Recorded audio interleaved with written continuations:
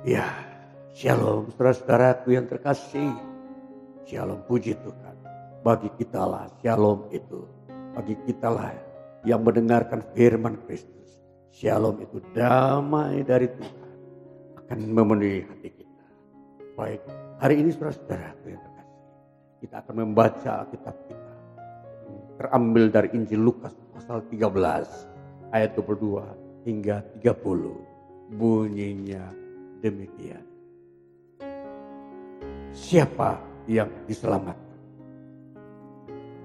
Kemudian Yesus berjalan keliling dari kota ke kota dan dari desa ke desa sambil mengajar dan meneruskan perjalanannya ke Yerusalem. Dan ada seorang yang berkata kepadanya, "Tuhan, sedikit sajakah orang yang diselamatkan?" Jawab Yesus kepada orang-orang di situ, "Berjuanglah untuk masuk melalui pintu yang sesak itu.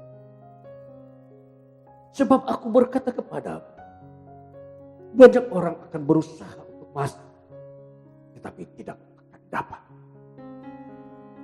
Jika tuan rumah telah bangkit dan telah menutup pintu, kamu akan berdiri di luar dan mengetok-ngetok pintu sambil berkata, 'Tuhan, bukakanlah kami pintu.' Dan dia akan menjawab dan berkata kepadamu, 'Aku tidak tahu dari mana kamu datang.' Maka kamu akan berkata, 'Kami telah makan dan minum di hadapanmu, dan engkau telah mengajari jalan-jalan kota kami.' Tetapi ia akan berkata kepadamu, 'Aku tidak tahu dari mana kamu datang. Kenyalah dari hadapanku, hai kamu sekalian yang melakukan kejahatan.' Di sanalah akan terdapat ratap dan ketek gigi apabila kamu akan melihat Abraham dan Ishak dan Yakub dan semua nabi di dalam kerajaan Allah, tapi kamu sendiri dicampakkan keluar. Dan orang akan datang dari timur dan dari barat, dari utara dan selatan, dan mereka akan duduk makan di dalam kerajaan Allah. Dan sesungguhnya ada orang yang terakhir yang akan menjadi orang yang terdahulu, dan ada orang yang terdahulu yang akan menjadi orang yang terakhir. Sampai demikian, saudara, firman Tuhan di hari ini bagi kita. Dan firman Tuhan yang kita baca hari ini, kita ingin mengerti sesuatu pokok pikiran yang disebut pengetahuan keselamatan. Inilah tema kita hari ini, saudara. Pengetahuan keselamatan. Saudara, di dalam pelayanan Tuhan Yesus, pengajaran Tuhan Yesus, pemberitaan Injil kerajaan Allah oleh Yesus, dari kota ke kota, dari desa ke desa, intinya berisi kerajaan Allah. Saudara-saudara, di dalam klimaks daripada pengajaran Yesus Kristus, maka tibalah seseorang dari antara ribuan orang banyak, di mana Yesus mengajar mereka. Di situ muncul satu pertanyaan. Dikatakan, dan pertanyaan itu begini, "Tuhan, sedikit sajakah orang yang diselamatkan?" Saudara, ini sebuah pertanyaan. Dan di dalam Injil Lukas pasal 12 ayat 1 menjelaskan di situ bahwa Yesus sedang mengajar ribuan orang. Dikatakan begini, sementara itu beribu-ribu orang banyak telah berkerumun sehingga mereka berdesak-desakan. Lalu Yesus mulai mengajar. Kita melihat ribuan orang berkumpul di hadapan Yesus untuk mendengar kepastian tentang keselamatan, untuk mendengar kepastian mengenai pengetahuan tentang keselamatan. Maka ini saudara-saudara, bagi kita di dalam pengenalan kita akan firman Kristus, Injil ini, di sini kita belajar sebagaimana banyak ribuan orang yang belajar pada era Yesus. Jadi setiap era generasi kemanusiaan selalu ingin mengetahui melalui belajar, melalui mendengar. Mereka ingin mengetahui kepastian. Sedikit orang yang masuk ke dalam kerajaan surga. Mengapa pertanyaan ini muncul, saudara-saudara? Karena berdasarkan ajaran kerajaan Injil kerajaan Allah selalu menampilkan hal-hal yang bertentangan dengan kondisi dunia ini. Selalu muncul pengajaran-pengajaran yang tuntutannya adalah kebenaran atau pengudusan dan pengampunan dosa. Sehingga dari ukuran-ukuran yang banyak orang mengukur tuntutan Injil kerajaan Allah, sehingga mereka muncul sebuah pertanyaan. Sedikitkah orang yang masuk dalam kerajaan surga? Ataukah sedikitkah orang yang diselamatkan? Saudara, ini pertanyaan ini sesungguhnya di setiap generasi ada, sampai hal ini juga. Generasi hari ini ada orang-orang yang bertanya, ya, sedikitkah orang yang diselamatkan? Nah, saudara, pertanyaan ini itu merupakan sebuah pengetahuan yang akan mau disoroti oleh manusia secara pasti. Apakah Tuhan memang hanya menyelamatkan sedikit orang kah? Ataukah berapakah? Ataukah banyak?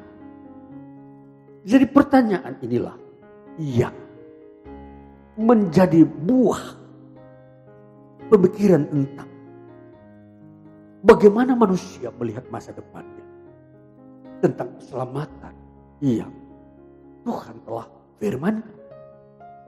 Nah, jadi di sini sebuah penantian yang manusia ingin mendengar kepastian dari Tuhan secara langsung.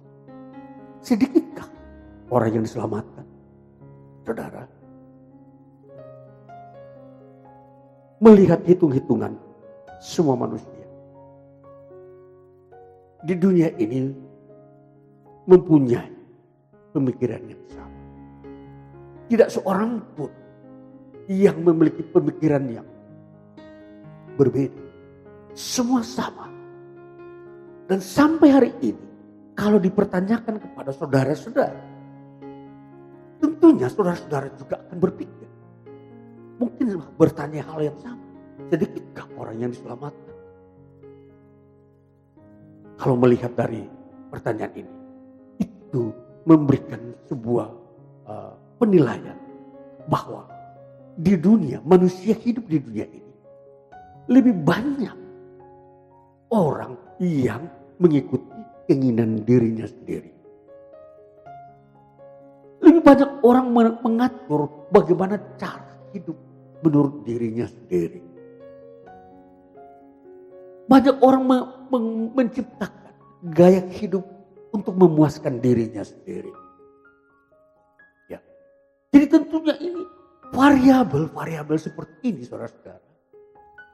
Ini begitu banyak. Sehingga kalau dibandingkan dengan tuntutan kerajaan Allah, maka banyak orang yang memberikan pertimbangan. Bisa saja sedikit orang yang diselamatkan. Saudara, jadi dari dasar pengetahuan ini, maka banyak orang telah mengira-ngirakan bahwa betapa sulitnya masuk ke dalam kerajaan Allah. Kalau dengan demikian, karena apa yang diajarkan oleh Yesus tentang Injil kerajaan Allah, di mana di situ anugerah Allah yang nyata, pengampunan dosa dan pertobatan menjadi tema utama. Maka di sini mereka yang mendengar tidak mampu atau tidak sanggup mengikuti seluruh tuntutan kerajaan Allah. Banyak orang masih mengeraskan hati. Banyak orang masih mau hidup di dalam senangan dunia.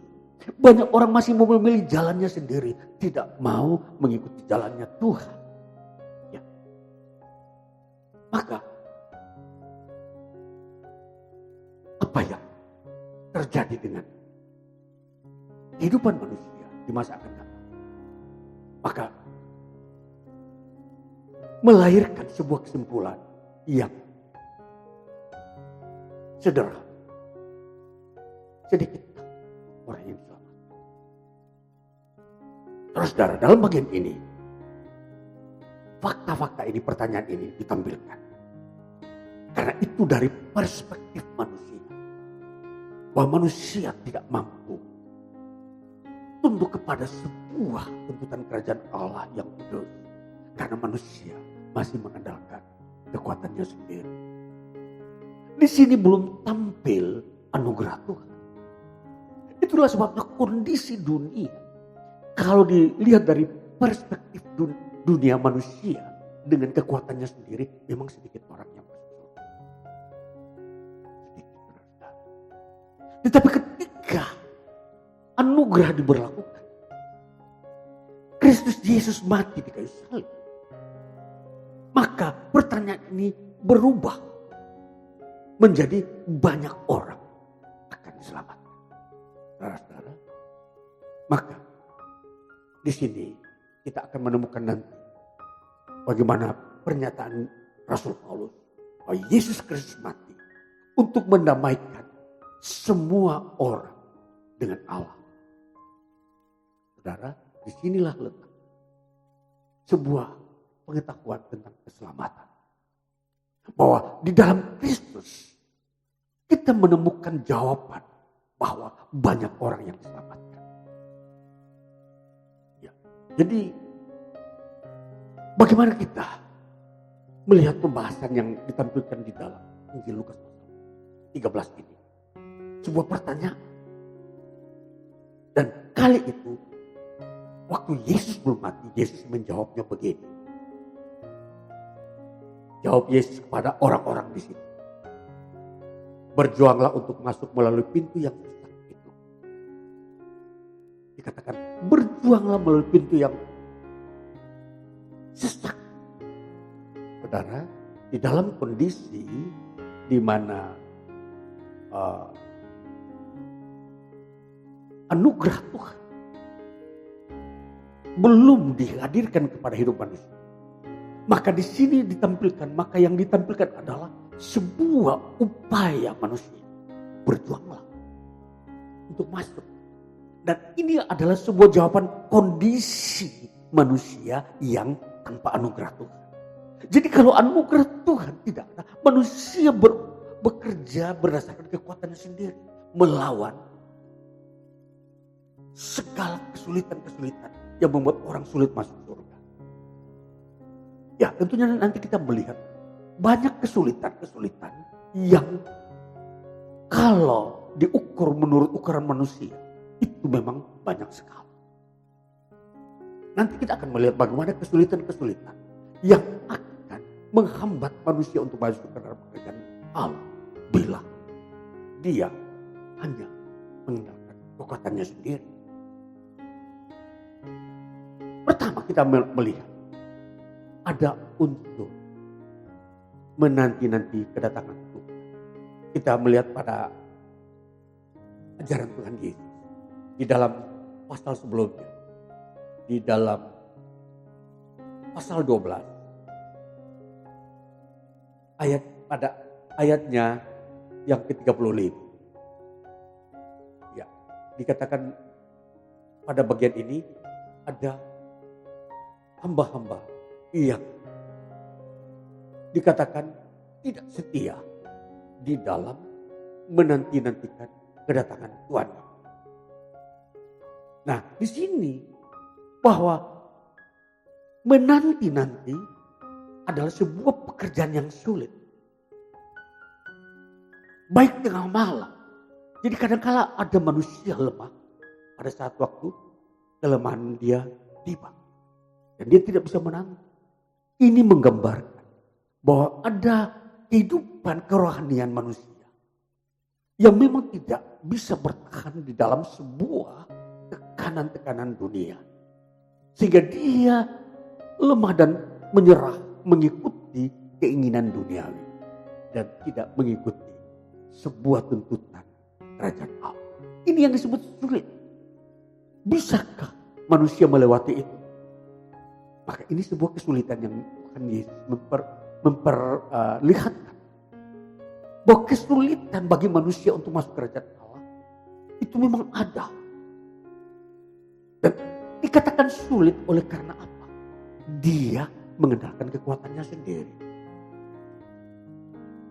Jadi pintu yang sempit itu digambarkan sebagai sesuatu yang sulit. Dikatakan berjuanglah untuk masuk melalui pintu yang sesak itu. Pintu yang sesak itu adalah kalau dipakai untuk 2 orang tidak bisa. Jadi itu hanya sendiri orang masuk. Jadi kalau ibarat dikatakan di sini, setiap orang mempertanggungjawabkan apa yang ia lakukan. Dia tidak membutuhkan sebuah pertolongan pembelaan dari orang lain. Itu artinya sesak. Dia bertanggung jawab atas perbuatan. Bukan ditanggungkan kepada orang tuanya atau ditanggungkan kepada anaknya dari perbuatan. Nah, ini saudara, sifat kerajaan Allah yang seperti ini sungguh sulit. Karena setiap orang tidak mampu menjalani kehidupan secara pribadi untuk secara sempurna dia dapatkan. Dan inilah kondisi yang Yesus terangkan mengenai dunia yang memang sulit bagi manusia untuk masuk ke dalam kerajaan Allah. Ya. Lalu kita melihat bahwa tantangan-tantangan yang membuat seseorang mengalami suatu kesulitan, dia harus berjuang. Dia harus berjuang melawan materialisme. Materialisme adalah bagian daripada pencobaan-pencobaan. Jadi dia mengalami pencobaan. Inilah dia harus berjuang melawan pencobaan. Dia juga harus berjuang melawan tipu daya setan. Dia harus berjuang juga melawan kekhawatiran. Dan dia juga harus berjuang melawan ajaran sesat. Sampai kepada dia berjuang melawan kesusahan yang datang di tengah-tengah hidup. Ini saudara-saudara, ini diperlihatkan sebagai sesuatu pintu yang sesak. Dan orang harus berjuang. Siapa yang bisa melawan atau melewati bagian-bagian yang sulit, maka dialah baru masuk dalam kerajaan surga. Saudara-saudara, ini bagian pengajaran mengenai bagaimana keselamatan itu yang dipakai oleh manusia sebagai kekuatannya sendiri. Bahwa kalau manusia mau mencari keselamatan masuk surga dengan kekuatannya sendiri, inilah tantangan. Dan tidak ada seorang pun yang bisa lolos. Itulah sebabnya ketika pertanyaan ini ditanyakan oleh seseorang ini, Yesus tidak menjawab sedikit. Yesus tidak menjawab sesuai dengan keinginan pertanyaan. Tapi Yesus memperlihatkan kesulitan. Kalau kesulitan itu bisa dilewati, maka dia akan lolos. Tetapi faktanya, manusia tidak akan mampu melewati kesulitan itu. Itu berarti nol. Tidak bisa manusia masuk surga dengan kekuatannya sendiri. Ya, berat. Jadi di dalam Injil Kerajaan Allah yang ditampilkan adalah anugerah. Bila kau percaya Yesus, maka Yesuslah yang menolong kamu untuk melewati kesulitan itu. Ini yang saudara mengerti. Di dalam bagian ini memang telah kita dibukakan bahwa banyak bangsa-bangsa memakai kekuatannya sendiri. Banyak ajaran-ajaran yang mengandalkan kekuatannya. Ajaran manusia yang mau menuju ke surga. Jadi saudara-saudara, kita melihat di dalam bagian akhir daripada dialog ini. Dikatakan begini.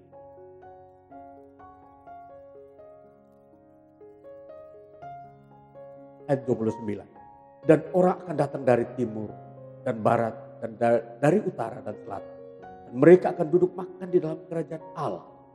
Dan sesungguhnya ada orang yang terakhir yang akan menjadi orang yang terdahulu. Dan orang yang terdahulu yang akan menjadi orang yang terakhir. Orang-orang yang dari utara, selatan, barat, dan timur adalah suatu era di mana di situ Injil anugerah disampaikan kepada mereka dan mereka menerimanya. Maka ini sebuah rahasia tentang keselamatan.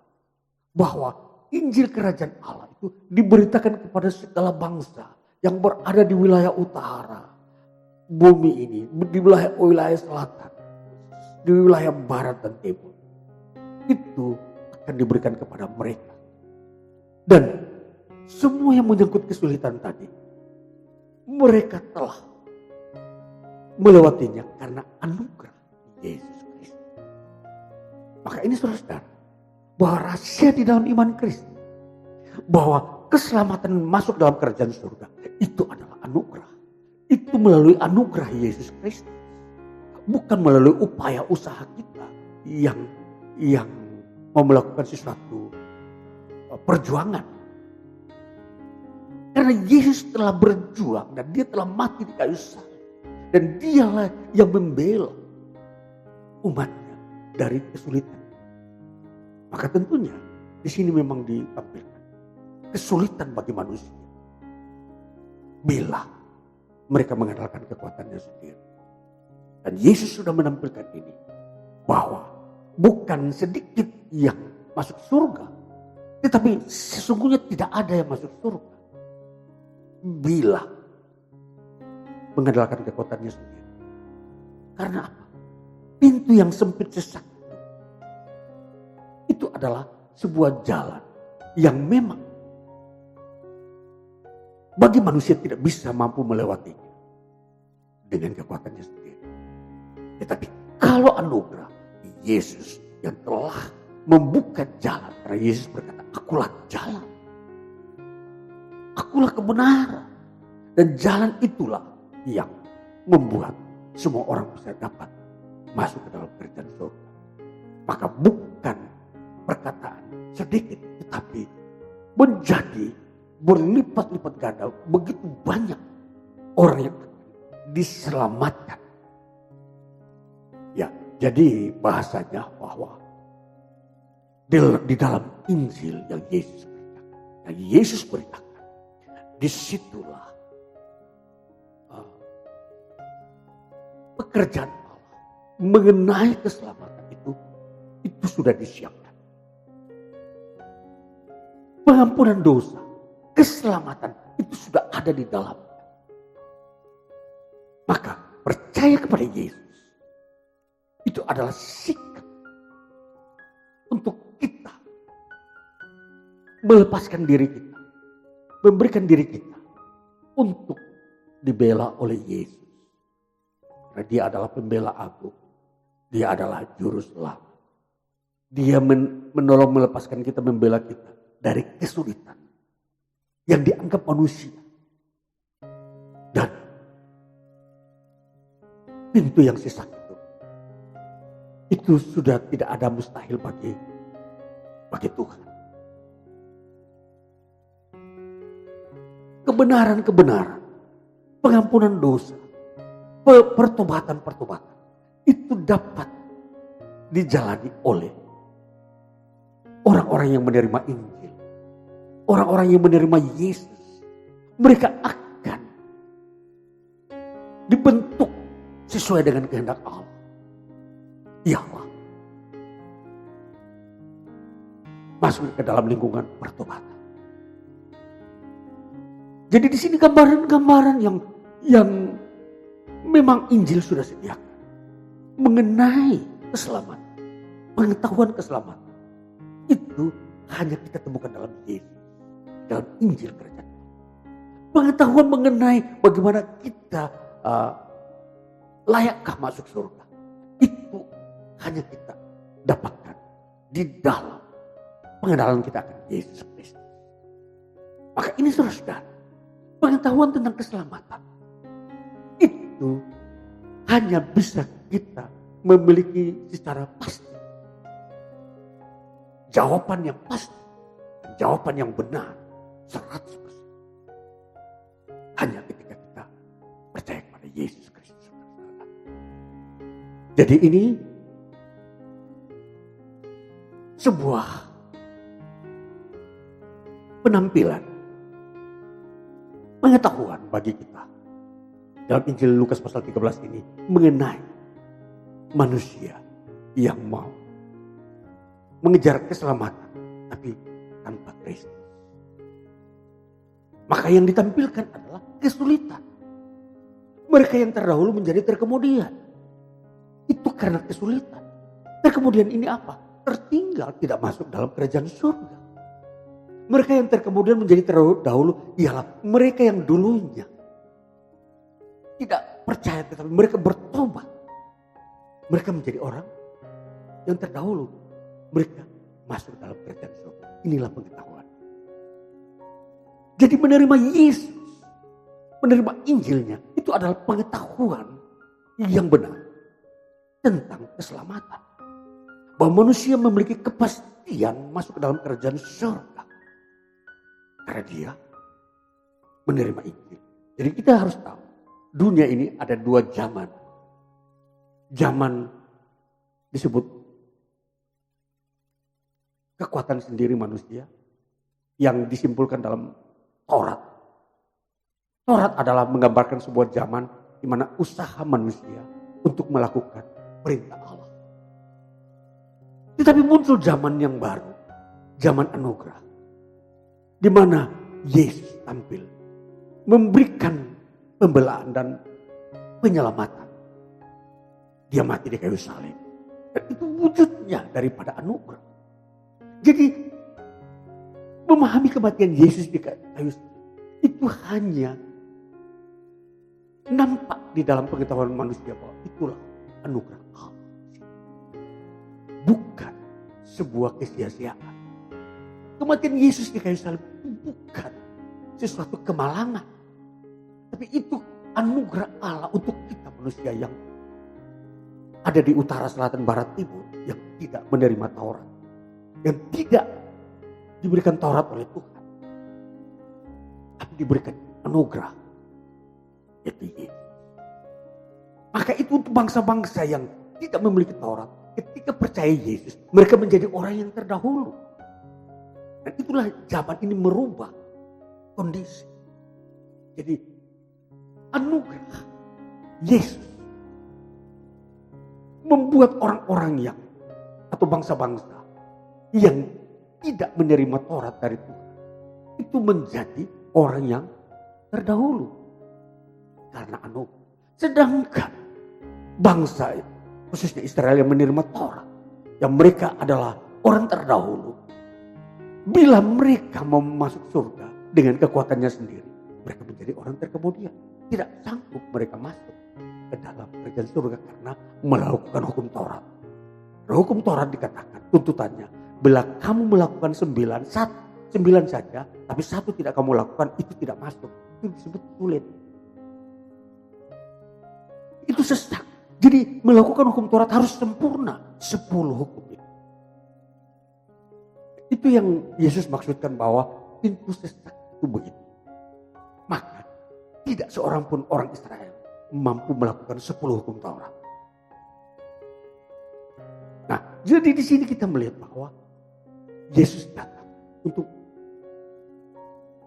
menyajikan sesuatu yang baru yang disebut anugerah. Yang nanti pada akhirnya dikatakan pada ayat 27 dikatakan, tetapi ia akan berkata kepadamu, aku tidak tahu dari mana kamu datang, enyalah dari hadapanku, hai kamu sekalian yang melakukan kejahatan.